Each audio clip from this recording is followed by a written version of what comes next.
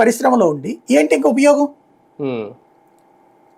నువ్వు చెప్తే కాదనే పరిస్థితుల్లో రాష్ట్ర ప్రభుత్వం కూడా లేదు కదా. కానీ ఇక్కడ చిన్న పాయింట్ ఏంటంటే సార్, వాళ్ళు థియేటర్లు క్లోజ్ చేస్తానని ముందు ఆ లేఖ విడుదల చేయడానికి హరిహర వీరమల్లు సినిమాకి ఏం సంబంధం లేదా? అదే అంటోంది. వాళ్ళేమో ముందుగా మేము అనుకున్నాం, ఆ తర్వాత సినిమా రిలీజ్ డేట్ చెప్పారు, డేట్ చెప్పక ముందే మేము అంటున్నారు. అదే అదే అదే చెప్తున్నారు. అవును, చెక్ చేయి నువ్వే. ఆ డేట్కి నువ్వు ఏ రోజు అనౌన్స్ చేసావు నీకు తెలుసు కదా. హరిహర వీరమల్లుది వాళ్ళు మీటింగ్ పెట్టుకున్న రోజు నీకు తెలుసుగా. ఇందులో ఎవడో సాక్ష్యం ఎందుకు?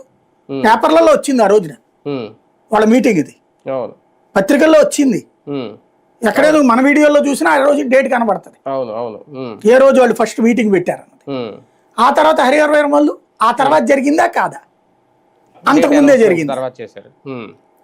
ఒకటి ఒక ఆస్పెక్ట్ ముందే వాళ్ళు చేశారు, కానీ హరిహర వీరమల్లుని దృష్టిలో పెట్టుకునే చేశారని నేను కూడా అనుకుంటున్నాను. అయితే కుట్ర కోవడం కాదు అక్కడ.